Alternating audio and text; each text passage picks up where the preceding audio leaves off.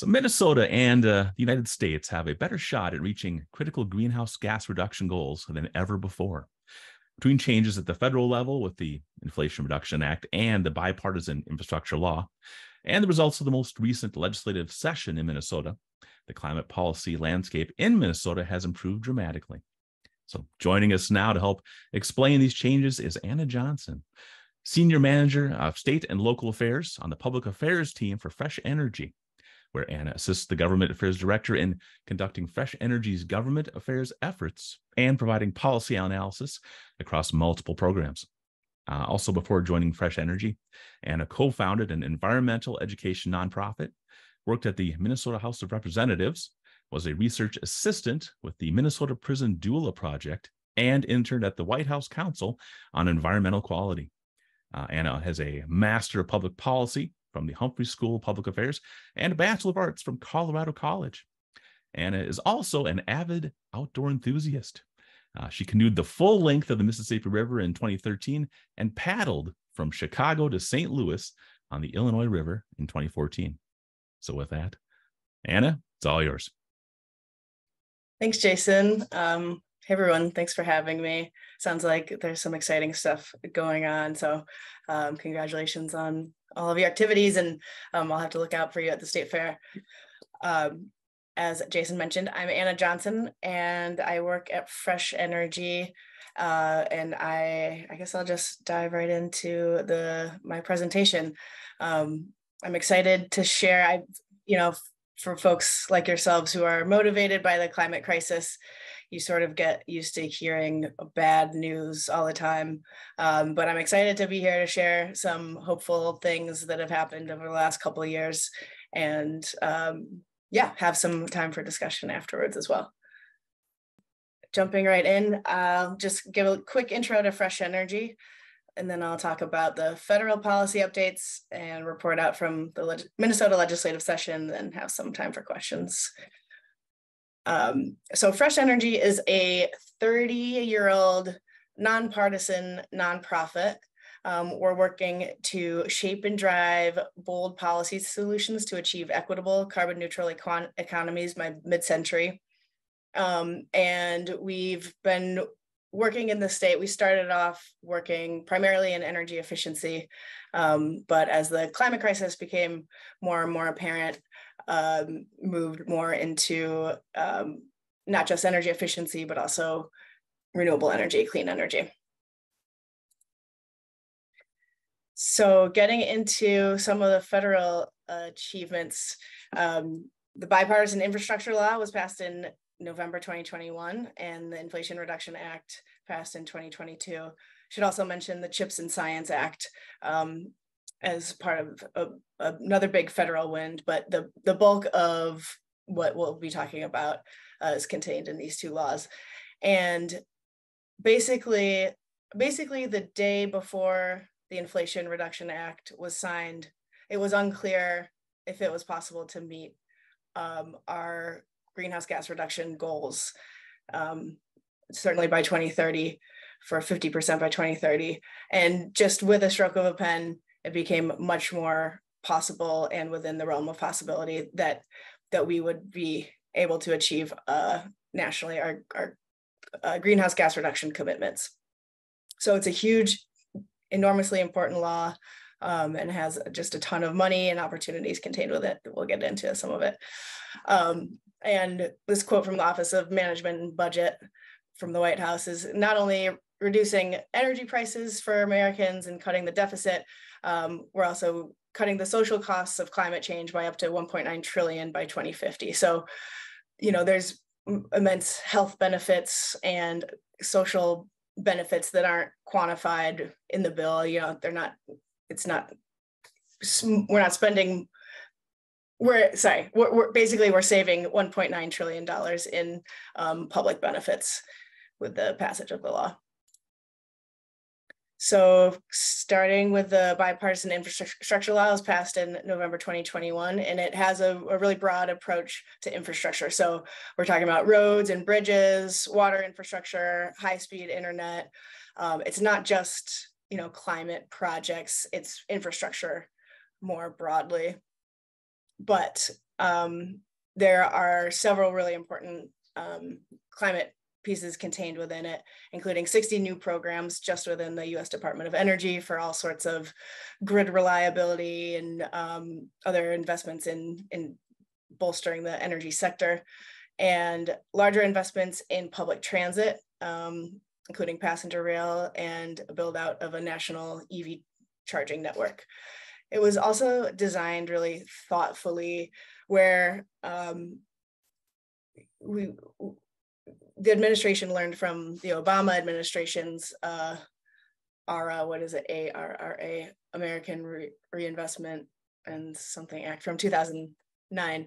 That was a really big but kind of short burst of funding over like 2 to 3 years, and states and entities and stuff were kind of left scrambling to figure out how to spend it in a short amount of time, and it created a bunch of jobs, just like specifically within the energy efficiency space we talk about in this sector.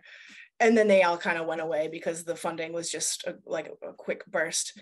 So the Bipartisan Infrastructure Law's funding is stretched out over 5 to 10 years. So, or I think 5 to 10 years, at least 5 years, so that it'll be more of a slower rollout. It gives cities more time to put applications together, develop projects. They don't have to kind of like clamor and figure out something to spend the money on. They can be a little bit more thoughtful and planful. Also add that the Bipartisan Infrastructure Law includes both formula funding, so a certain amount of money that states automatically get just for being states, and matching funds that require a certain amount of matching funds that entities have to put up in order to receive funding. And the Inflation Reduction Act, signed in August 2022, it negotiated over nearly a year and a half. And there's a picture of Tina Smith here because she was among the very key leaders in crafting the bill and also making the deal happen to get it done. If you are following the saga, it was quite the saga with lots of peaks and valleys, and up until it, there's just a real push right at the end to make it happen. And before that, it was looking pretty likely that we were going to lose it, that nothing was going to happen.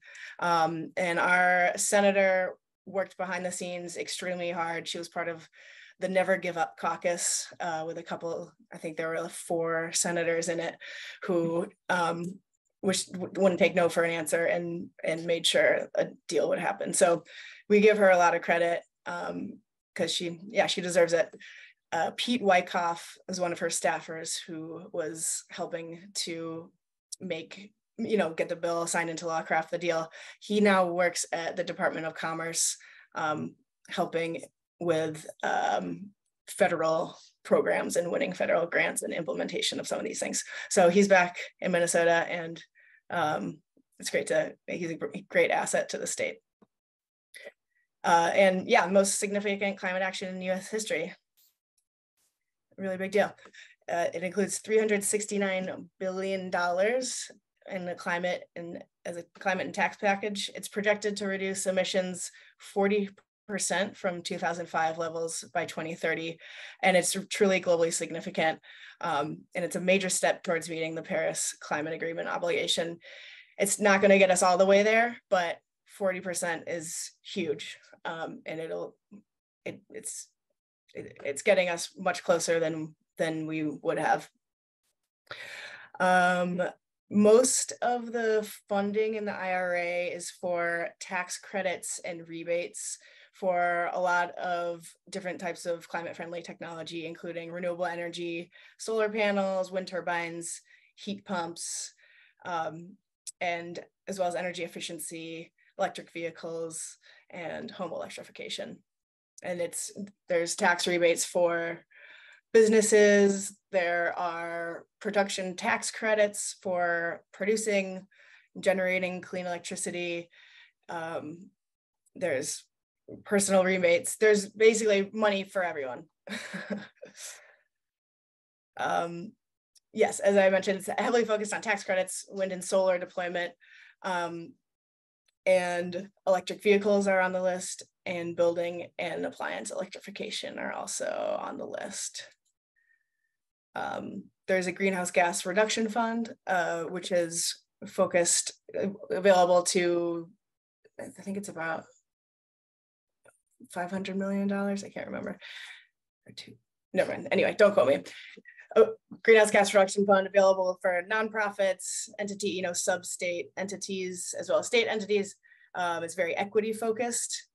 There's the technical assistance for states to develop a zero energy building code, or net zero energy building code, neighborhood access and equity grant program, money for industrial decarbonization, and yes, money across the board. And something I'll highlight is the Justice 40 initiative is included in the IRA. So there's an executive order that setting the goal of 40% of the benefits from federal investments flow to disadvantaged communities that are marginalized, underserved, and overburdened by population. So this is really important for equity, and recognizing the harms that the build out of past infrastructure and past energy infrastructure falls disproportionately on certain communities and certain neighborhoods. So he's directed the agencies who are administering the programs to make sure that 40% of the benefits flow to these particular communities. There's a map online, I can send it out. It's a kind of a GIS map that also outlines which communities are eligible. Getting into electrification rebates just a little bit. If you live in a home or even in an apartment building, there are rebates and tax credits for energy efficiency, all sorts of different products and investments you can make to make your home, the envelope on your home tighter, so you use less energy to heat and cool. There's money for electrifying your home so that you're no longer using fossil fuels like natural gas or propane or even wood-fired, wood firing to heat or cool your home. And then there's money for electric vehicles for both businesses and individuals purchasing electric vehicles. Rebates are available for earners below the 150% area median income. And there's also tax credits available for everybody. So moving now into a report out from the Minnesota State Legislative Session. A quick overview of kind of just the scene as we started the legislative session back in January. There's single party control with the DFL holding governor, House, and Senate for the first time in a decade. I think it was first time in actually 20 years. There were narrow majorities in the House and Senate, and we've had a split legislature for the past 4 years, and there's a historic budget surplus. So there's $17 billion available as a budget surplus that was available for lawmakers. So it was a unique moment, and I think that one thing I'll just mention is, the last time that there was all DFL control, there wasn't a lot that got done. They kind of got hung up on certain things, and there were some members, people in leadership positions this year who were legislators back then, and I think they decided that they were going to do it differently this time around. So they moved really quickly on a lot of things, and they passed a lot of policy and a lot of really good climate policy. An overview a little bit of just Fresh Energy's work at the Capitol. So we're tasked with a broad range of things. As a public affairs person, government affairs is basically a euphemism for lobbying, because lobbyists get a bad rap, but I lobby in the public interest. So not all lobbyists are bad. And we see ourselves as helping to educate the public and lawmakers around climate change, clean energy.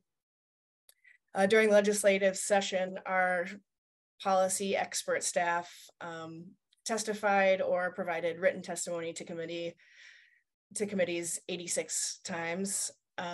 We also help with crafting policy language itself. So wording on bills to make it, make sure there's technical considerations, and, our folks who are savvy and advocating, for example, at the Public Utilities Commission, we work with lawmakers to help make the bills as strong as possible.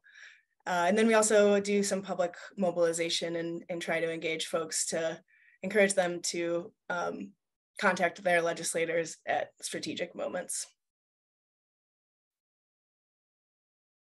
So the big headline from this session is the 100% clean electricity bill.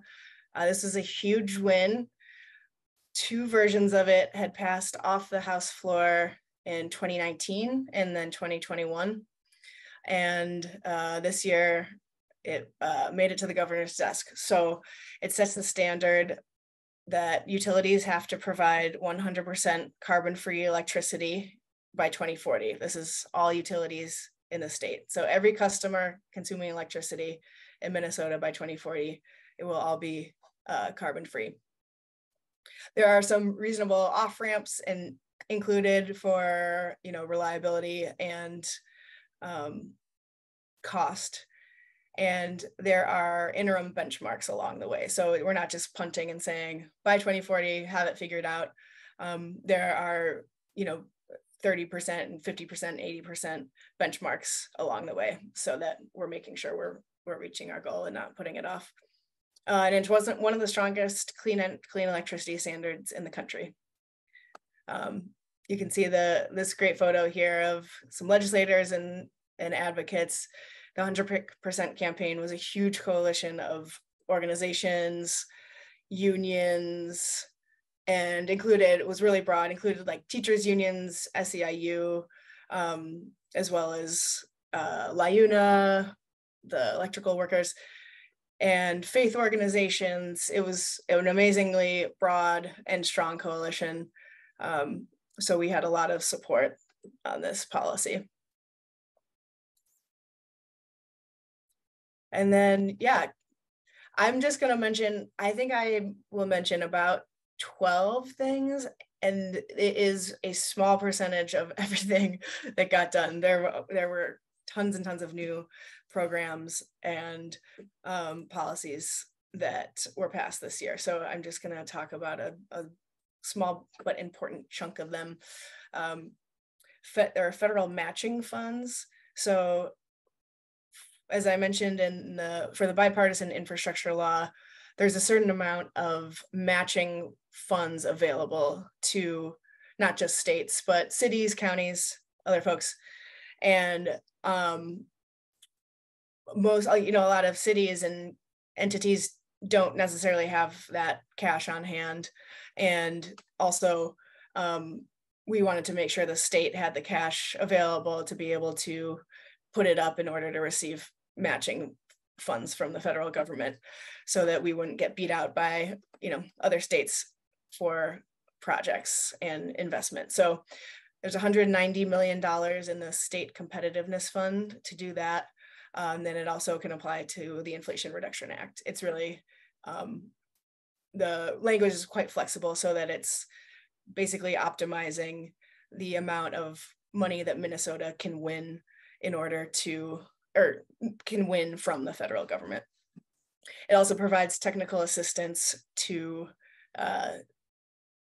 tribes, local governments, county governments, anyone who is hoping to apply for federal money. So there's lots of yeah, good stuff in there to support our efforts in winning that money. There's a accelerated commercial building energy code. So buildings make up a stubborn part of our greenhouse gas emissions portfolio. And as we're building buildings, they're going to continue to be on our landscape, most of them in 2040. So we need to make sure that we're building buildings that use energy in the most efficient way possible. And that comes down to the building energy code. So this one is it's a little wonky, but basically it directs the Department of Labor and Industry to accelerate the path towards net greenhouse gas emissions in the commercial built environment in new buildings. There's also energy benchmarking required for commercial buildings. So commercial buildings will now have to enter their energy usage into software. It takes about 5 minutes a month, and it's really great for energy efficiency. There is money for electric panel grant upgrades, and as well as heat pump rebates. So if you're electrifying your home, you're adding a heat pump, water heater, electric stove, electric vehicle, the capacity of your home might not be adequate to be able to power all of those things. And it might require a panel upgrade, electric panel upgrade pictured there.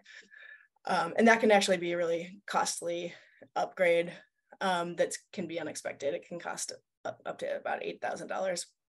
So there's rebates there to help close the gap for electrifying your home. The Frontline Communities Protection Act was passed. This is more environmental policy, but it's also known as the Cumulative Impacts Bill. But basically it requires, when the Pollution Control Agency is permitting in the 7-county metro area, that they look not just at the point source pollution and how much one single smokestack is putting into the air. They're looking at the air quality around where that smokestack would be and thinking about, will this additional source of pollution make the air pollution in this area unhealthy? And that's a whole framework shift. Not many other states have done this, and it's a really important equity policy. So that was a huge win for equity this year. It's not statewide, but at 7-county metro area is a good start, and it's written in a strong way. So I think that'll be, possibility for expansion to the whole state eventually. There's also historic investments in transit funding and transportation electrification. You may be aware of the 0.75% metro-wide sales tax that was added. That's going to be that will be dedicated to transit. Transit funding was kind of heading towards a cliff and needing a huge amount of investment. And so that sales tax will be extremely important in providing baseline funding as well as expanding transit options. And then there's also major investments in solar and updates to interconnection policy, another barrier to adding solar to the grid. Another highlight is the Minnesota Climate Innovation Finance Authority. It's a mouthful. It's the Minnesota version of a green bank lending institution, and it leverages both federal funds, a lot of them available through the Inflation Reduction Act, as well as new private capital. And it's intended to kind of fill the gaps for funding and capitalizing projects that the return on investment might be not quite satisfactory to bank because it's, you know, a relatively small solar project for like a church. So it provides more funding for those kind of smaller projects that are just hard to win capital for. The Buy Clean, Buy Fair Minnesota Act is a state procurement policy, so that basically when the state purchases things like steel and concrete, there are guidelines that will be developed, but it's the first step in decarbonizing the public infrastructure. So requiring labor standards and then looking at the greenhouse gas intensity of those products and saying, okay, in Minnesota, when you're buying steel and concrete, make sure that it's produced well and the workers are paid enough, and choose also when it's available, the product that has a lower greenhouse gas impact. And then a ton of investment in energy efficiency. So that was kind of a quick run through of a lot of things, and I'm happy to pause there for questions.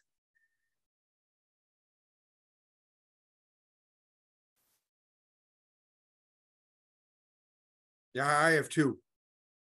Sure. Do you know if the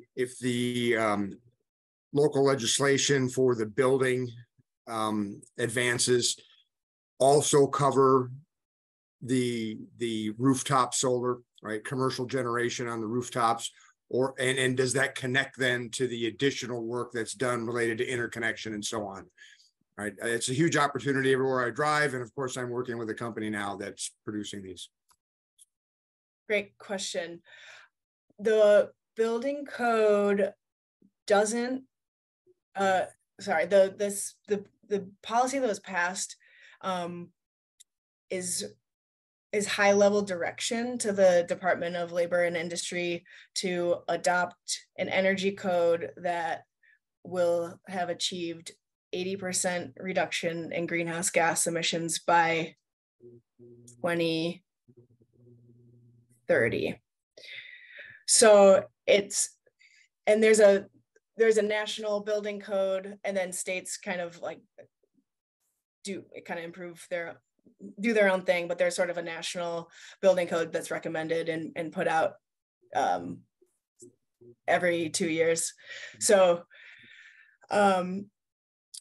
no, it doesn't specify that you should put solar panels on your roof, but that will be a consideration when they're developing the code, if that makes sense, when sort of the technical experts. Yeah, I understand. I'm explicitly talking. Yeah. I'm explicitly talking about commercial rooftop solar, having been the founding VP and now the CTO of a company that makes the best rooftop solar product on the market.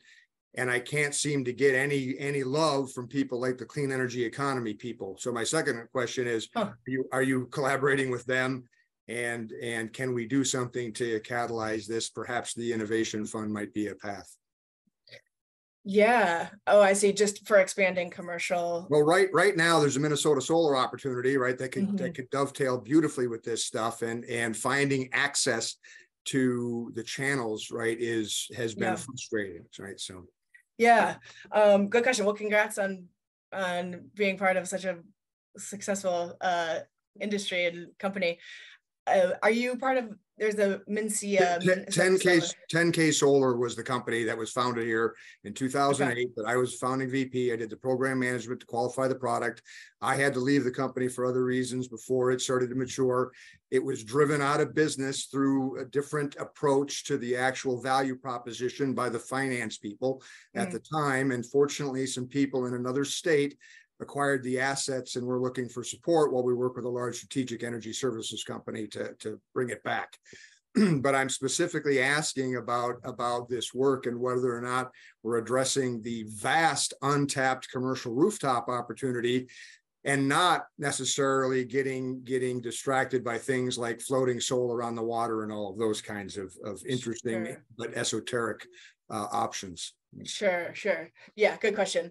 I think the the Inflation Reduction Act has a lot of money and incentives for both solar panels, and then there's the production tax credit for producing electricity through solar energy. So I think most of the benefits and incentives for commercial solar are in the Inflation Reduction Act. And there is money for commercial solar through the state. Most of those programs were through money for funding solar on schools, for example, as well as money for solar on public buildings. I think those were most of where the commercial solar money. I understand that. You answered the question well enough for me, right, to understand what I need to do next about that. So thanks. Yeah, definitely. And then I don't know if you are familiar with MNSEA, Minnesota Solar Energy Industry Association. They're a industry association that would be helpful, and they represent the solar industry at the Capitol. Yep, I understand. Thanks.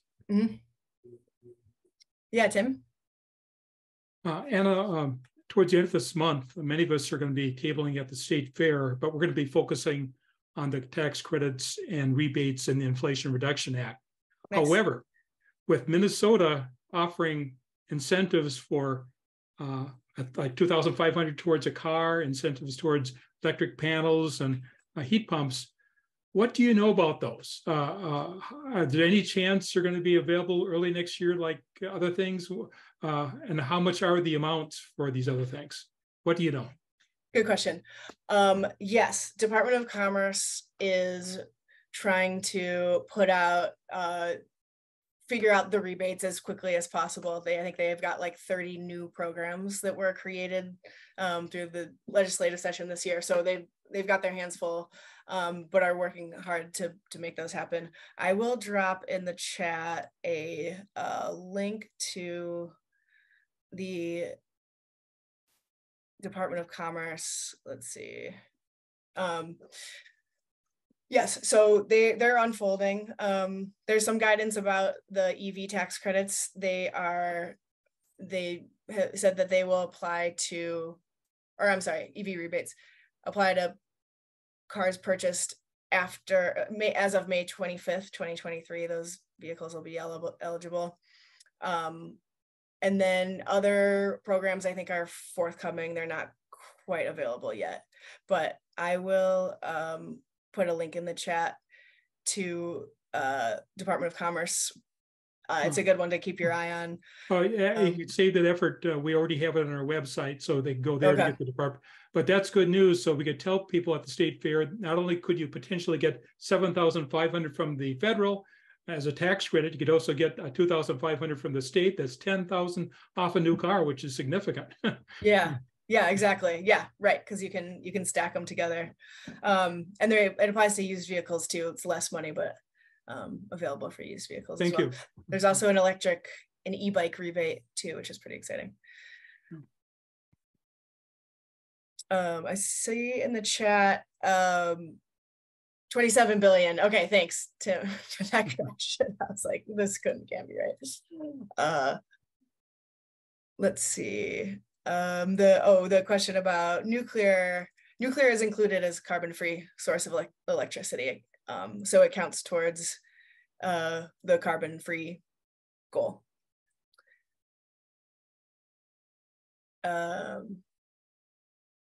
Let's see, any other questions?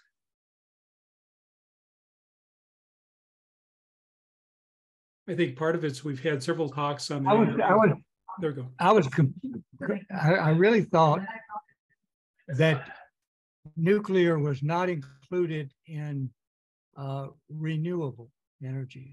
I read that specifically. It's renewable energy and therefore wasn't included. And it's my opinion that it's the only source that's going to provide enough electricity to quiet the political problem. People are not going to give up using all the electricity that they want to use for everything. I mean, look at the heat waves. What's the solution for the heat waves? more air conditioning.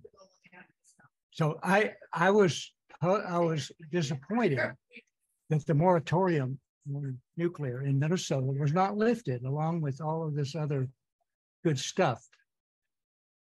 What do you think about that? Yeah, that's a great question. So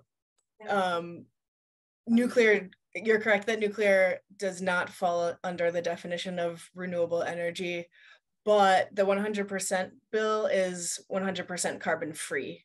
So it is included in the. But where's the moratorium? Where's and the more you're right that there's still a moratorium. What is the point? Well, I don't. I think you're not getting anywhere. You're not getting anywhere with this. Yeah, I'm not going to buy an electric car if the electricity is made with carbon, with coal, and you know it's mostly made with coal now, coal and gas. Yeah, I think the nuclear moratorium is something that they'll have to address eventually. And you're right that it's not just we're not just using more air conditioning. We're actually shifting entire sectors onto the electricity sector. So we've had pretty stagnant growth. Cart before the horse. Buy an electric car and that runs on coal. Well, yeah, I hear you. Although I will say that even an electric vehicle that's powered by 100% coal, which in Minnesota it wouldn't be, you still have lower greenhouse gas emissions because you're getting about 80 miles per gallon, basically. So what is actually, the carbon dioxide in the atmosphere has only gone up over the last 30 years since we've known about this. Anyway, that's my point. And if I could jump in here for a second. Sure. We have several members that are very much into the nuclear, like Eric Meyer runs Generation Atomic. And so there is, I don't know how our members split, but a lot of us do recognize it's important. And myself, I was disappointed that they did not lift the moratorium. However, Minnesota at least does have the clean electricity by 2040, and we already are phasing out our coal plant. So in Minnesota, get your electric car.